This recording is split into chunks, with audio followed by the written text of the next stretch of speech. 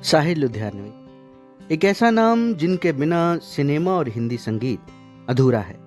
एक ऐसी हस्ती जिन्होंने एक जमाने में बहुत बड़ी जंग लड़ी थी, फिल्मी लेखकों के लिए और गीतकारों के लिए।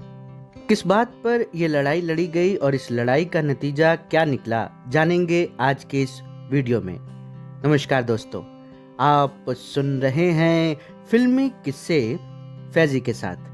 अगर आप हमारे चैनल पर नए हैं तो हमारे चैनल को सब्सक्राइब जरूर कीजिए। वीडियो पसंद आए तो इसे लाइक कीजिए, शेयर कीजिए। साहिर साहब भारतीय सिनेमा में गीतकारों और उर्दू शायरी में बहुत ऊंची जगह रखते हैं। ऐसी शायरी जो इनके नाम की ही तरह सदा अमर है। 1939-40 के करीब साहिर साहब एज अ न्यूकमर इंडस्ट्री में आए थे और इंडस्ट्री का यह नियम है कि कोई भी हो, स्ट्रगल तो करना ही पड़ता है। और उसी मेहनत, उसी हार्डवर्क का नतीजा ये रहा कि साहिर साहब ने अथाह सफलता हासिल की। धीरे धीरे साहिर साहब को काम भी मिलने लगा, यानी उनकी गाड़ी चल पड़ी।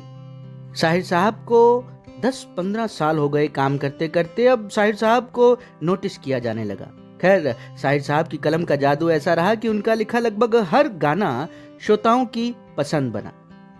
यह बात है 60 के दशक की, जब ख्वाजा अहमद अब्बास साहब को फिल्म राइटर्स एसोसिएशन का प्रेसिडेंट चुना गया और साहिर साहब को एज अ वाइस प्रेसिडेंट चुना गया। इस संगठन यानी कि एसोसिएशन के ज्यादातर सदस्य शायर, कवि थे।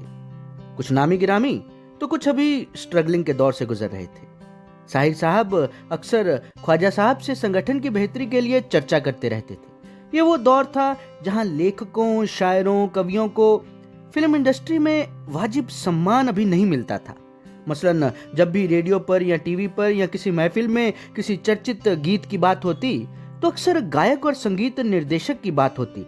हर कोई गायक की गायकी और म्यूजिक डायरेक्टर की बात करता, लेकिन जिस शख्स की कलम से वो गीत निकलता, जिस शायर, जिस कवि, जिस लेखक ने अपनी कल्पना को कागज पर उतारा, उसे कोई नहीं पूछता।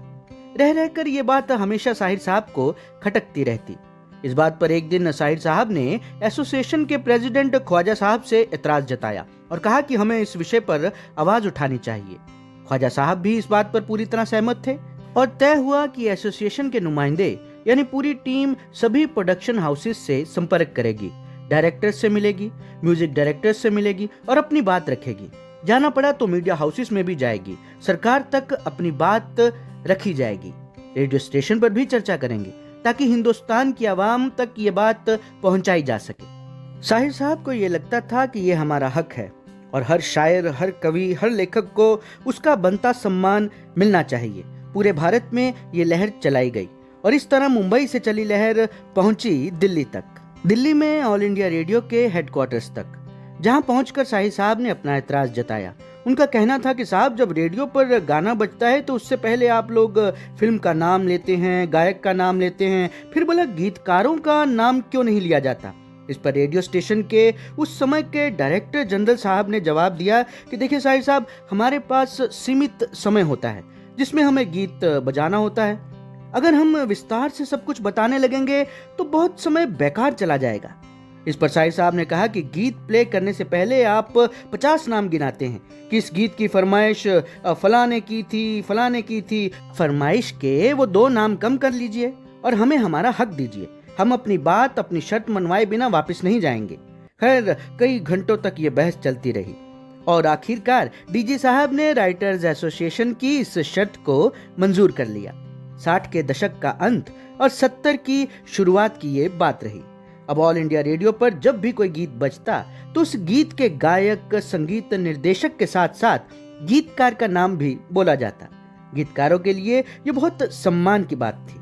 आगे चलकर साहिर साहब को राइटर्स एसोसिएशन के प्रेसिडेंट के रूप में चुना गया। उनके इसी प्रयास के कारण न सिर्फ रेडियो या टीवी बल्कि फिल्म प्रोडक्शन हाउसेस द्वारा भी अपनी फिल्मों के पोस्टर्स पर स्टोरी राइटर अथवा गीतकार का नाम छपने लगा। आज के इस वीडियो में इतना ही।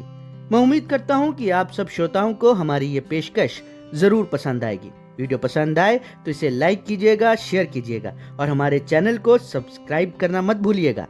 आप सुन रहे हैं फिल्मी किस्से फैजी के साथ। धन्यवाद।